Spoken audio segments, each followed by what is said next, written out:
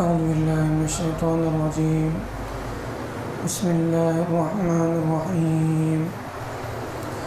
ألم تر إلى الذين أوتوا نصيبا من الكتاب يشترون الضلالة ويريدون أن تضلوا السبيل والله أعلم بأعدائكم وكفى بالله وليا وكفى بالله نصيرا. من الذين هادوا يحرفون الكلم عن مواضعه ويقولون سمعنا وعصينا واسمع غير مسمع وراعنا ليا بألسنتهم وطعنا في الدين ولو أنهم قالوا سمعنا وأطعنا واسمع وانظرنا لكان خيرا لهم وأقوم ولكن لعنهم الله بكفرهم فلا يؤمنون إلا قليلا. اللہ تعالیٰ فرماتے ہیں کیا آپ نے ان لوگوں کی طرف نہیں دیکھا جنہیں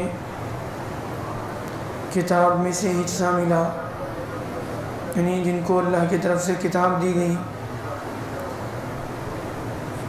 وہ لوگ گمراہی کو خریدتے ہیں اور وہ ان کی کوشش اور ان کی جو ہے آرزو یہ ہے کہ وہ تم بھی جو ہے تم لوگ سیدھے راستے سے ہٹ جاؤ، تم لوگ گمراہ ہو جاؤ. اللہ تعالیٰ خوب جانتا ہے تمہارے دشمنوں کے بارے میں، اور اللہ مدد کرنے کے اعتبار سے، حفاظت کرنے کے اعتبار سے اللہ کافی ہے. یعنی یہاں پر اہل کتاب کی طرف اشارہ ہے. قرآن مجید میں بہت ساری جگہوں پر ان کا تذکرہ آیا ہے. اہل کتاب ان لوگوں کو کہا جاتا ہے جن کو اللہ کی طرف سے کتاب دی گئی، خاص کر کے تورات اور انجیل، یہود اور نصارہ. قرآن مجید میں جگہ جگہ پر ان کا تذکرہ ہے، چونکہ یہ وہ قوم ہے جن کو اللہ کی طرف سے بڑی بڑی نعمتوں سے نوازا گیا، نبیوں کو ان کے اندر بھیجا گیا، ان کی نسلوں میں اللہ نے جو ہے نبیوں کو بھیجا، اور اللہ کی طرف سے ہدایت کے جو اسباب تھے وہ اللہ نے ان کو سب کچھ عطا کیے. لیکن اس کے باوجود ان لوگوں نے جو ہے اس کی قدر نہیں کی اور خود بھی گمراہ ہوئے اور دوسروں کی گمراہی کا سبب بھی بنے. چونکہ اللہ کے نبی صلی اللہ علیہ وسلم کی بعثت سے پہلے ان کے پاس تورات موجود تھی، انجیل موجود تھی، جن میں اللہ کے نبی صلی اللہ علیہ وسلم کی بہت ساری نشانیاں بتائی گئی تھیں. اگر وہ لوگ اس کی قدر کرتے تو سب سے پہلے ایمان میں داخل ہوتے، لیکن انہوں نے ضد کیا، ہٹ درمی کی، اللہ کی آیتوں کو چھپایا. اللہ کے نبی صلی اللہ علیہ وسلم کے بارے میں جو باتیں کتاب میں بتائی گئی تھی اس کو انہوں نے جو ہے چھپایا، اور پھر جو ہے وہ خود بھی جو ہے ہدایت سے محروم رہے اور بہت سارے لوگوں کی گمراہی کا سبب بنے. تو انہی کے تذکرے میں اللہ تعالیٰ فرماتے ہیں اہل کتاب میں سے، ان لوگوں میں سے جو لوگ بعد میں یہودی بن گئے تھے، اصلاً اور نسلی اعتبار سے وہ یہودی نہیں تھے، وہ بعد میں یہودی بنے تھے. بہت سارے ایسے لوگ ہیں یہودیوں کے یہاں، یعنی وہ نسلی مذہب ہے، ان کے دین کو کوئی دوسرا قبول نہیں کر سکتا اصلاً، لیکن ان میں بہت سارے لوگ ان میں بستے بستے ان کے دین میں جو ہے داخل ہو گئے تھے.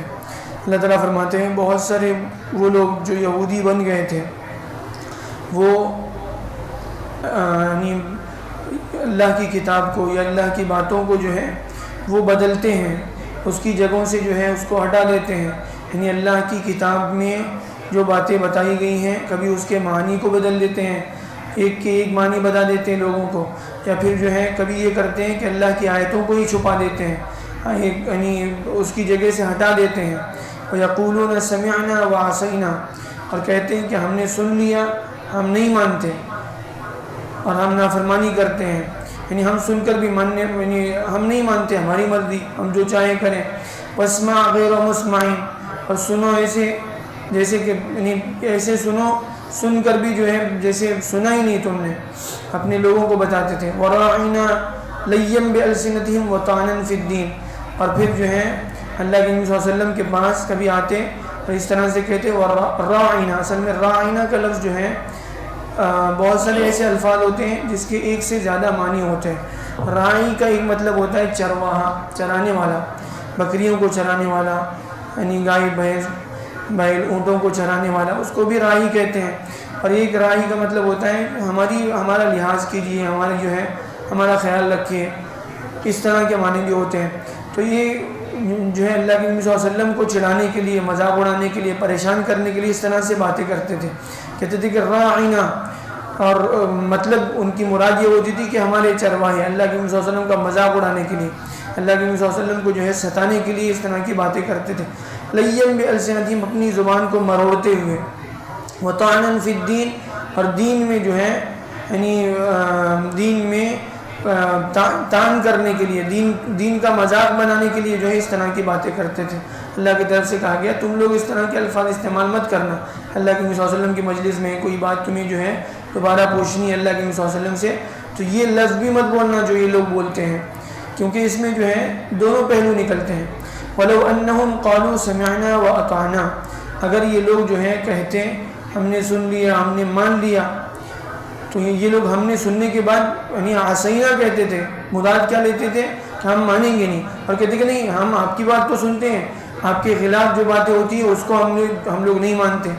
وَلَوْ أَنَّهُمْ قَالُوا سَمِعْنَا، اگر یہ لوگ اگر یہ اس طرح کی بات کرتے، ہم نے سن لیا اور ہم نے اطاعت کر لی، اصل میں سننے کے بعد اطاعت بھی ضروری ہے۔ وَاسْمَعْ وَانظُرْنَا، ہماری جو ہے بات سنیے، ہماری رعایت کیجیے، ہمارا خیال رکھیے، اس طرح سے بھی وہ لوگ کہہ سکتے ہیں۔ لَكَانَ خَيْرًا لَهُمْ، اگر ایسی بات یہ لوگ کریں تو یہ ان کے لیے بہتر ہوگا۔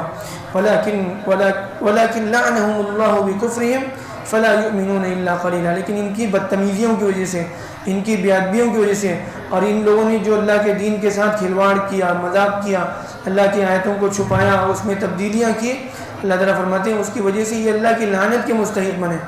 وَلَكِنْ لَعْنَهُمُ اللَّهُ بِكُفْرِهِمْ، ان کی ناشکری کی وجہ سے اللہ کی لعنتیں ان پر پڑی۔